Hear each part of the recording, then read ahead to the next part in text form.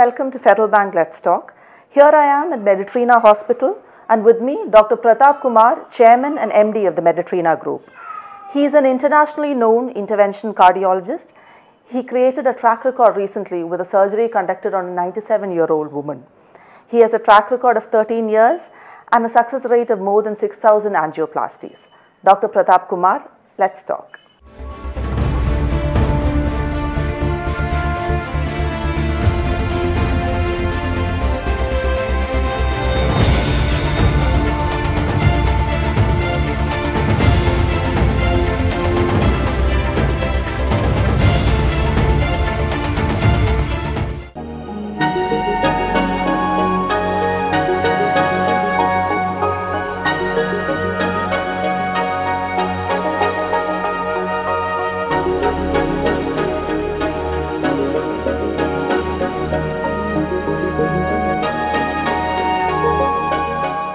In a city like Trivandrum that has over a dozen multi-specialty hospitals, how does Mediterranean stand apart? എല്ലാവർക്കും അവരുടേതായ നിലയിൽ ഒരു സ്ഥാനമുണ്ട്. ആ സ്ഥാനം കണ്ടെത്തുക എന്നാണ് മെഡിറ്ററേനിയൻ ഹോസ്പിറ്റലിൻ്റെ സ്ഥാനം എന്ന് പറയുന്നത്. കാർഡിയോളജിയിലുള്ള ഞങ്ങളുടെ പ്രാവീണ്യ ചികിത്സയാണ്. ബേസിക്കലി നമ്മൾ ഈ നമ്മുടെ നാട്ടിൽ ഇപ്പം US ചെന്ന് നോക്കിയാൽ ഡേറ്റ നോക്കിക്കഴിഞ്ഞാൽ തന്നെ 4 ഇരട്ടിയോളം ബൈപ്പാസിനേക്കാൾ 4 ഇരട്ടി ആൻജിയോപ്ലാസ്റ്റി ചെയ്യുന്ന അമേരിക്കയും 15 ഇരട്ടി ഓളം അധികം ചെയ്യുന്ന ആൻജിയോപ്ലാസ്റ്റി ചെയ്യുന്ന ജപ്പാനും. നമ്മുടെ നാട്ടിൽ ഇപ്പോഴും ഈ ബൈപ്പാസിനൊരു മുൻതൂക്കമുള്ളൊരു നാടാണ്. അതിൻ്റെ മേജർ റീസൺ എന്ന് വെച്ചാൽ ഈ കോസ്റ്റാണ്. പക്ഷെ കോസ്റ്റ് മാത്രമല്ല ഇതിൻ്റെ മേജർ റീസൺ. നമ്മൾ ഈ ഡിഫിക്കൽട്ട് കേസസ് ചെയ്യാനുള്ള താല്പര്യം കാണിക്കാതിരിക്കുക. ഇപ്പം എനിക്കൊരു 100 പേഷ്യൻസ് മുമ്പിലുണ്ടെങ്കിൽ ഞാൻ ഒരാളിനെയോ 2 ആളിനെയോ ചെയ്താൽ അല്ലെങ്കിൽ 3 പേരെ ചെയ്താൽ സാറ്റിസ്ഫൈഡ് ആവുന്ന ഒരാളാണെങ്കിൽ ഒരിക്കലും ഈ ടഫ് കോംപ്ലിക്കേറ്റഡ് കേസ് ചെയ്യാൻ താല്പര്യം കാണിക്കത്തില്ല. അതേസമയം നമുക്ക് കിട്ടുന്നത് ആകെ 3 കേസാണ്.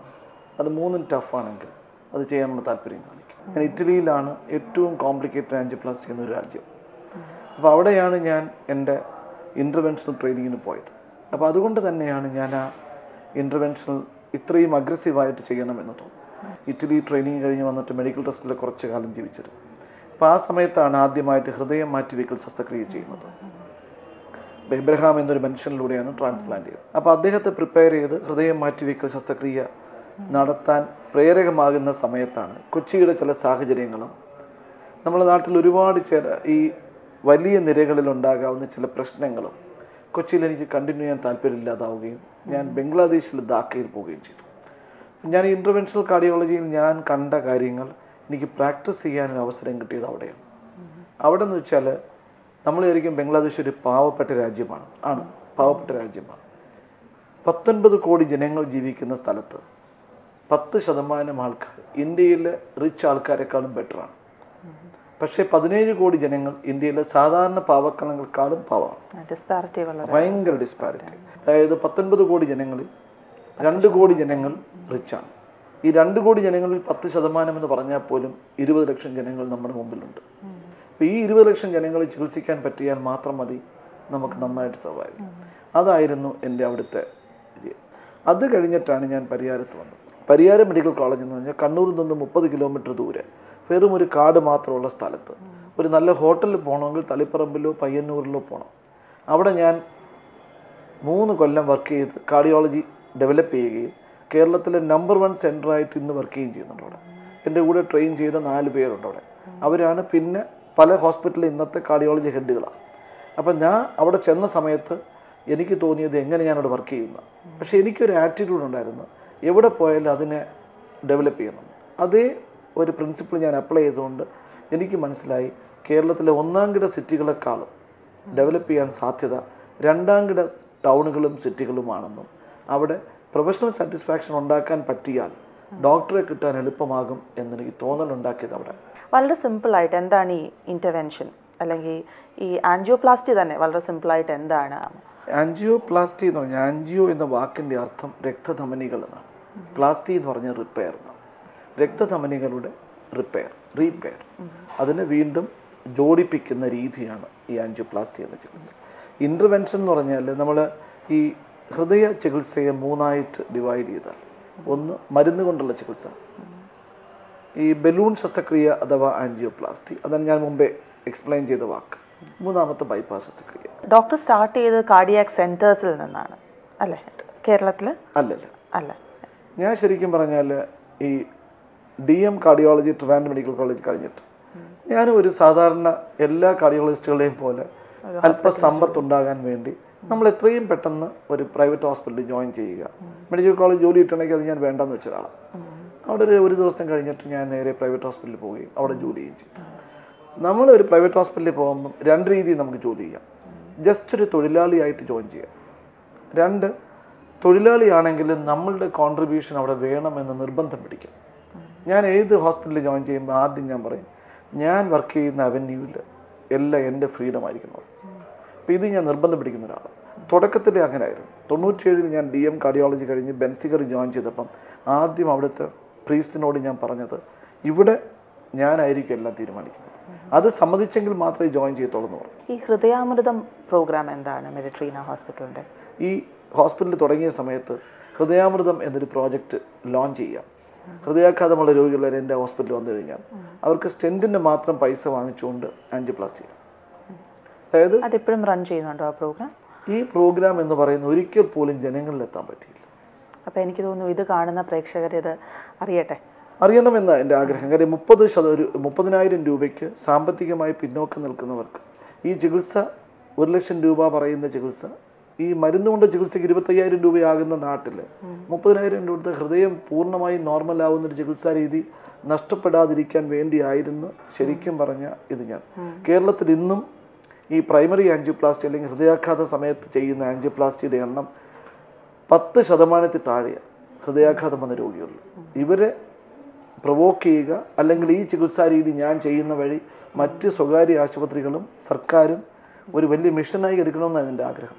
പക്ഷേ ഞാനത് പരാജയപ്പെട്ടു. കാരണം ഇത് ജനങ്ങളിൽ എത്തിക്കാൻ പറ്റിയില്ല.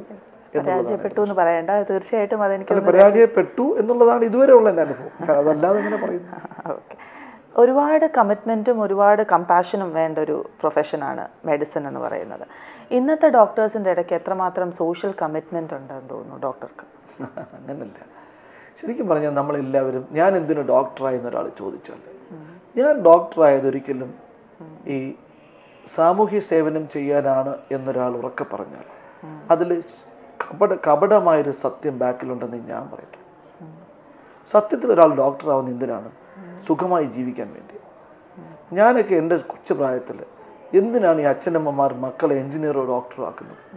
എൻ്റെ മക്കളുടെ ജീവിതം സുഖമാകണം. അപ്പോൾ സുഖമാകാനുള്ളൊരു വഴിയാണ് ഡോക്ടർ പ്രൊഫഷൻ. ഇന്ന് സുഖമാകാനുള്ള വഴി സിനിമാ നടനാവുക, നടിയാവുക, അല്ലെങ്കിൽ മന്ത്രിയാവുക, MLA ആവുക, ഇതെല്ലാമാണ്. പക്ഷേ ഇതെല്ലാം സോഷ്യൽ കമ്മിറ്റ്മെൻ്റുള്ള ജോലികളാണ്. അതിലൊന്ന് മാത്രമാണിത്. പക്ഷെ ഒരാൾ ഈ ഒരു പ്രൊഫഷനിലേക്ക് ഇറങ്ങിക്കഴിഞ്ഞിട്ടാണ് നമ്മൾ കാണുന്ന രോഗികളിൽ നമ്മൾക്കുണ്ടാകാവുന്ന പരിവർത്തനമായിരിക്കണം ഒരാളെ സോഷ്യലി കമ്മിറ്റഡ് ആവാൻ പ്രേരിപ്പിക്കേണ്ടത്. അത് എത്ര പേരുണ്ടെന്ന് ചോദിച്ചാൽ ഡെഫിനറ്റായിട്ടും 10% താഴെയുള്ളൂ, ഒരു സംശയമില്ല. കാരണം എല്ലാവരുടെയും ബേസിക് ഉദ്ദേശം ഡോക്ടറാവുന്നത് നല്ലവണ്ണം ജീവിക്കുക, സുഖമായി കഴിയുക, ഇത് തന്നെയാണ്. ഇത് കഴിഞ്ഞിട്ടാണ് സോഷ്യൽ കമ്മിറ്റ്മെൻറ്റ്. സോഷ്യൽ കമ്മിറ്റ്മെൻറ്റുമായിട്ട് ഒരു ഡോക്ടറാവുന്ന ആൾ ഒന്നും ഇല്ല. അഥവാ അങ്ങനെ വന്നാൽ അയാൾ സോഷ്യലി കമ്മിറ്റഡ് അല്ലാതായി മാറുന്നതാണ്. ശരി, ഒരു ഓപ്പറേഷൻ തിയേറ്ററിലേക്ക് കയറി ചെല്ലുമ്പം എന്താണ് ഡോക്ടറുടെ മാനസികാവസ്ഥ? എന്താണ്? ഞാൻ സാധാരണഗതിയിൽ ഒരു ഓപ്പറേഷൻ തിയേറ്ററിൽ കയറുക, ഇലക്റ്റീവായിട്ട് ആൻജിയോപ്ലാസ്റ്റി ചെയ്യുന്നെങ്കിൽ ഒരിക്കലും ഞാൻ രാഹുകാല സമയത്ത് ചെയ്യത്തില്ല. ഒരു അസ്ട്രോളജി വിശ്വസിക്കുന്നോ ഇല്ലയോ എന്നുള്ളതല്ല, നല്ല സമയം, ഈശ്വര നിശ്ചയം അല്ലെങ്കിൽ ഈശ്വരൻ്റെ സാന്നിധ്യം എല്ലാ ചികിത്സയിലും അത്യാവശ്യമാണെന്ന് ചിന്തിക്കുന്നതിൻ്റെ എൻ്റെ ഒരു അന്ധവിശ്വാസമോ അതിയായ വിശ്വാസവുമായിരിക്കാം അത്. പക്ഷേ ഒരു എമർജൻസി സിറ്റുവേഷൻ അതല്ല. അടിയന്തര കാലഘട്ടങ്ങളിൽ നമുക്ക് ഏത് സമയത്തും ഏത് രോഗിയെയും എപ്പോഴും ചെയ്യാം. ഞാൻ ആൻജിയോപ്ലാസ്റ്റി ചെയ്ത് ഏത് രോഗിയെടുത്ത് ചോദിച്ചാലും ഇത് മനസ്സിലാവും. കാരണം സാധാരണഗതി പേടിച്ചരണ്ട് ഇതെന്തോ ഒരു വലിയൊരു സംഭവമാണെന്ന് വരുത്തി തീർക്കുക എന്നുള്ളത്, ഒരു നല്ല ഫുട്ബോൾ പ്ലെയർ ബോൾ അടിക്കുന്ന കണ്ടാൽ നമുക്ക് തോന്നും ഇത് നമുക്കും അടിക്കാവുന്നതാണ്. സച്ചിൻ ബാറ്റ് ചെയ്യുന്ന കണ്ടാൽ ഈ 4 അടിക്കാനും 6 അടിക്കാനും എന്ത് ബുദ്ധിമുട്ടെന്ന് തോന്നും. പക്ഷെ നമ്മളവിടെ ഇറങ്ങുമ്പോഴേ നമുക്ക് മനസ്സിലാവും ഒരു നല്ല സ്കിൽഫുൾ പ്ലെയർ നിസ്സാരമായി ചെയ്യുന്ന കാര്യങ്ങൾ സ്കില്ലില്ലാത്ത ആളിന് വളരെ ബുദ്ധിമുട്ടുള്ളൂ. ഈ ബുദ്ധിമുട്ടുള്ളവരാണ് ജനങ്ങളെ പറഞ്ഞ് പേടിപ്പിക്കുന്നതെന്നാണ് ഞാൻ പറയുന്നത്. നമ്മളൊരു ആൻജിയോപ്ലാസ്റ്റിക് ആയിട്ട് കയറി കഴിഞ്ഞാൽ ഞാൻ തമാശയൊക്കെ പറഞ്ഞു ബ്ലോക്കൊക്കെ ഉണ്ടെങ്കിൽ നമുക്ക് നിസ്സാരമായിട്ട് മാറ്റാവുന്നതേ ഉള്ളൂ, ഇതിലാകെ ബുദ്ധിമുട്ടുള്ളത് സാമ്പത്തിക ചെലവാണ് എന്ന് പറഞ്ഞ് ചിരിച്ചുകൊണ്ട് പ്രൊസീജിയർ ചെയ്യുന്ന സ്വഭാവമാണ് എനിക്കുള്ളത്. അപ്പോൾ നമ്മളെപ്പോഴും ഒരാൾ മരണത്തിൽ മുമ്പിൽ കിടക്കുമ്പോൾ പോലും ചിരിച്ചുകൊണ്ട് സന്തോഷിപ്പിച്ചുകൊണ്ട് ഒരു നിമിഷം നമ്മൾ സംഭാവന ചെയ്യാമെങ്കിൽ അതാണ് വലുതെന്നാണ് ഞാൻ വിചാരിക്കുന്നത്. സ്ട്രോങ് ബിലീവറാണ് അല്ലേ ഇൻ അസ്ട്രോളജി? Strong believer. അതിന് കാരണമുണ്ട്. 91 ഞാൻ കല്യാണം കഴിക്കുന്നത്. 92 എൻ്റെ വൈഫിൻ്റെ തന്നെ ഒരു ക്ലാസ്മേറ്റ് ഉണ്ട്, ഡോക്ടർ സുബ്രഹ്മണ്യം എന്ന് പറഞ്ഞിട്ട്. പുള്ളിയുടെ ഫാദർ ഒരു ശർമ്മ എന്ന് പറയുന്നത് സെക്രട്ടേറിയറ്റ് ഉദ്യോഗസ്ഥനായിരുന്നു. പുള്ളി നമ്മളിങ്ങനെ ജാതകം കാണിക്കാൻ പോയപ്പോൾ പുള്ളി പറഞ്ഞു ഞാനൊരു സർജൻ ആവുമെന്ന്. ഞാനന്ന് MD മെഡിസിൻ പഠിക്കുക. അന്ന് MD മെഡിസിൻ പഠിക്കുന്ന ഒരാളിന് സർജൻ ആവാൻ പറ്റത്തില്ല. കാര്യം മെഡിസിൻ കഴിഞ്ഞാൽ മെഡിസിൻ മാത്രമേ പ്രാക്ടീസ് ചെയ്യാൻ പറ്റും. സർജറി എന്ന് വെച്ചാൽ ശസ്ത്രക്രിയ അല്ലേ, ശസ്ത്രക്രിയ ചെയ്യാൻ പറ്റണം എന്ന് പറയുന്നത് ഇമ്പോസിബിളാണ്. പുള്ളി പറഞ്ഞു എൻ്റെ ജാതക പ്രകാരം ഞാൻ ഒരു ശസ്ത്രക്രിയാ വിദഗ്ധനാകുമെന്ന്, അത് ഹൃദയ ശസ്ത്രക്രിയാ വിദഗ്ധനാകുന്നു. എനിക്ക് ഏറ്റവും ഇഷ്ടമല്ലാത്ത സബ്ജക്റ്റ് കാർഡിയോളജി, അതും കാർഡിയക് സർജൻ ആകുമെന്നൊരാൾ പറയുക എന്ന് പറഞ്ഞാൽ എനിക്ക് അൺബിലീവബിളായിരുന്നു. പക്ഷേ എൻ്റെ ജാതകത്തിൽ അതാണെന്ന് അങ്ങനെ ഉറപ്പിച്ച് പറഞ്ഞു. അത് കഴിഞ്ഞ് ഞാൻ DM കാർഡിയോളജി പഠിച്ചു, ഞാൻ പോലും ചിന്തിക്കാതെ. പിന്നെ എൻ്റെ ഒരു അംബീഷ്യസ് ആയ എൻ്റെ ഒരു ആറ്റിറ്റ്യൂഡിലാണ് ഒരു നോർത്ത് ഇന്ത്യൻ കാർഡിയോളജിസ്റ്റ് വഴിയാണ് ഞാൻ ഇറ്റലിയിൽ ഇൻ്റർവെൻഷൻ പഠിക്കാൻ പോകുന്നത്.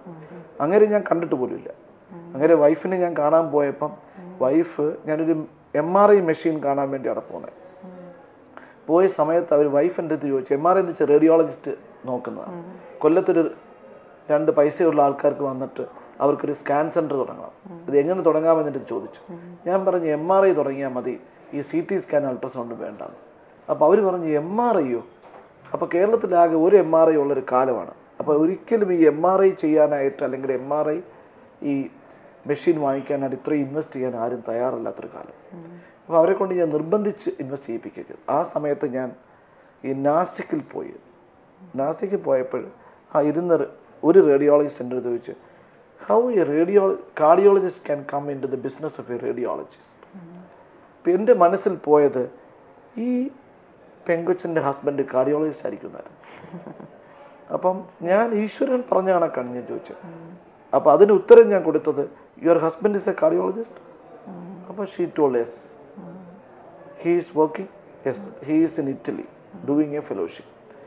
എൻ്റെ അടുത്ത ചോദ്യം, can you give his email and his phone number? അന്ന് ഞാൻ ഫോൺ നമ്പർ വാങ്ങിച്ച് അന്ന് രാത്രി തന്നെ ഞാൻ അങ്ങേരെ വിളിച്ചു.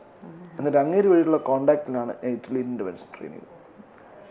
അപ്പോൾ അത് ഈ എല്ലാ നിമിത്തങ്ങളും. അപ്പോൾ അതുകൊണ്ട് ഈശ്വര നിശ്ചയമില്ലാതെ ഒന്നും ആകത്തില്ല എന്ന് ഞാൻ വിശ്വസിക്കുന്നതാണ്. ഞാൻ ഏതാണോ ഞാൻ വീക്ക് അതിലെത്താനായി ശ്രമം നടത്തും. മാത്രമല്ല എനിക്കെപ്പോഴും തോന്നൽ മറ്റേയാൾക്കത് ചെയ്യാമെങ്കിൽ എനിക്ക് എന്തുകൊണ്ട് പറ്റത്തില്ല. 17 വയസ്സ് 18 വയസ്സത്തിൽ കാലഘട്ടങ്ങളിൽ നമ്മൾ വിചാരിക്കും അവിടെ ഇരിക്കുന്ന ക്ലാസ്സിലെ പെങ്കൊച്ചുങ്ങളെല്ലാവരും നമ്മളെ പ്രേമിക്കുകയാണ് അല്ലെങ്കിൽ നമ്മളെ ഇഷ്ടപ്പെടുകയാണ്. ആക്ച്വലി സ്പീക്കിംഗ് അവർക്ക് നമ്മളുടെ അടുത്ത് യാതൊരു വികാരവും ഇല്ല. ഞാൻ ബ്യൂട്ടിഫുള്ളും ആവണ്ട, ഞാൻ ഏറ്റവും ബുദ്ധിമാനും ആവണ്ട എന്ന് വെച്ചാൽ യു കനോട്ട് ഫിയർ ഒരിക്കലും നമ്മളെ പ്രശ്നമാക്കും.